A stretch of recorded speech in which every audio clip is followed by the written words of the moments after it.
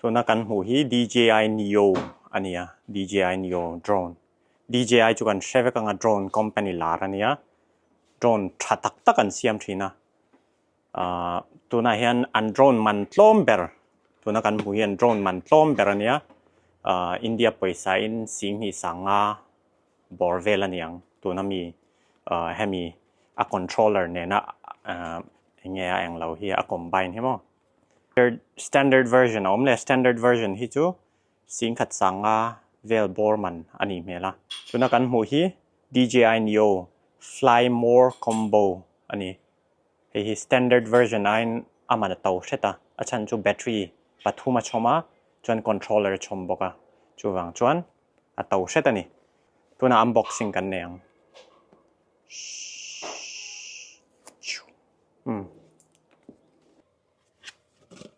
ทีนี้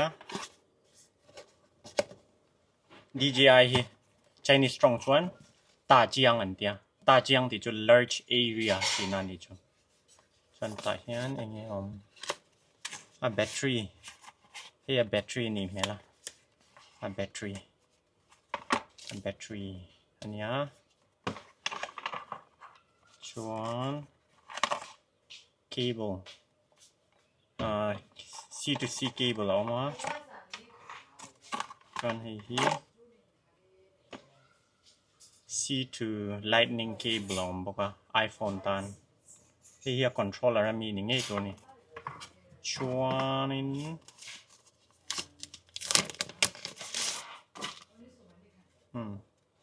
แบตเตอรี่ปัดเหนียวมาให้ปฐมนะเฮีย drone อันวัวซาชีนิ่งก็เชียอันวัวซาอันนี้เมล่ะเฮีย drone ตักตัวเนี้ยDJI Neo จ้ะแบตเตอรี่จุลวมซาชวน charge to activate the battery before using for the first time in India voiขันหน้านะกันมันไม่กัน charge พอตั้งไงนี่ชวนให้แต่เห็นเลนส์ออกมาเมียคนไม่ตัวนี้เลนส์ protector อันนี้ชวนให้ power on หน้านี่เมล่ะเวลาให้ power on หน้านี่เมล่ะชวนให้mode อินเดียmode ช่างอินเดียกันกินกันตีชินังกันรีวิวชินังชวนให้controller อันนี้controller ที่controller ที่มันแค่ยังไงล่ะวะฉันจะ smart drone อันนี้ให้ smart drone อันนี้วางเห็น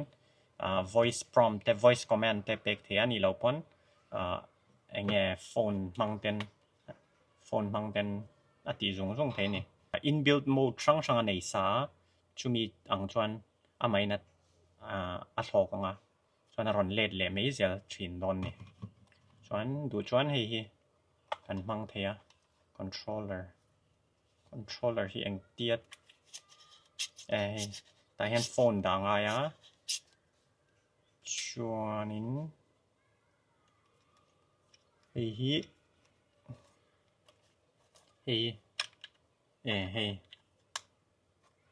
แต่เห็นโฟนวัวลูน่านี่ให้กระตันชวนอัฐิเราเมล่ะอาจารย์จู iPhone 12 กับมังiPhone 14 ชินามี Lightning ไงค่ะจูวางชวนให้ C to Lightning cable อารอนชมาจูกันวัวแม่งแต่เห็นcontroller joystick เมกวอลเวลนะฮีแต่เห็นภูมิรู้นี่ให้ละมาเห็นมั้งนี่ยังกันเห็ดรูตังnice neck ชวนนินแต่เห็นpropeller fan propeller replace นะตัวเรามาเราเชียดปลินอันนี้เราเชียดปลินจน screw เตะอมบอกไง screw เตะเลย propeller จนpropeller A อินเดีย propeller A จนให้ propeller B อินเดียบอกว่าค่อยลำเงี้ย A ให้ค่อยลำเงี้ย B จุกช่าง B จวงแล้วนักกินะ ข้าจะเอา Google ไม่ทีนี่เอาซ้ำเลยตัว instruction manual กันในพวก instruction manual เลยไอ้เงี้ย code QR code scan ตัวเนียว DJI เอาไว้ขัดหน้ามังตัวเฮียนอามันไม่ทีแล้ววะ activate เวงไงนี่phone จังอิน phone เนี่ยกัน pair อ่ะปังapp มังอินกัน activate ชินตัวอันเนี้ยชัวร์ฟังชวนอย่างที่อารมณ์เก่งแต่ละมันตุ๊ดเทนี่แล้ววะชัวร์นี่ที่เองไง instruction บูนี่ไงตัวนี้ safety guidelines warranty information เดี๋ยวมาชวนให้ตายให้นะ battery accessory guide a battery charge done อันนี้เนี่ยชวนให้อารมณ์ quick start guideให้ตักขีดไปหมด start done แล้วชวน DJI Fly app DJI Fly app กัน install ละไงให้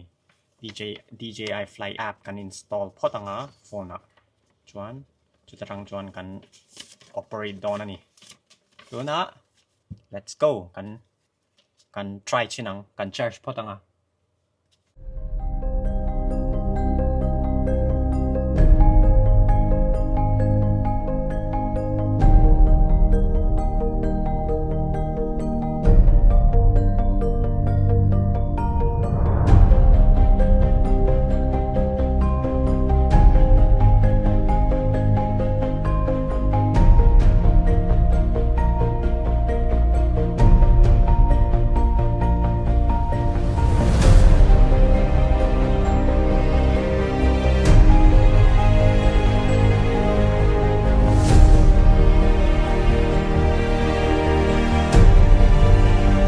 ตัวไหนยังกัน follow ตีร์ดอนนี่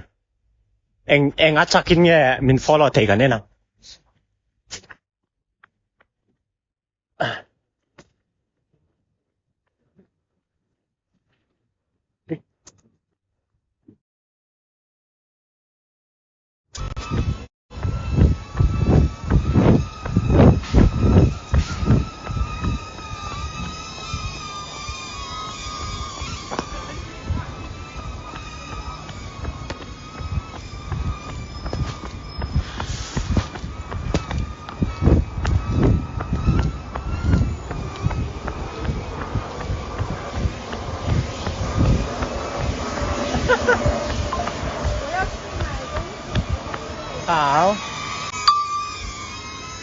ตัวน่าอมน้ำโมที่ direction tracking อันเนี้ย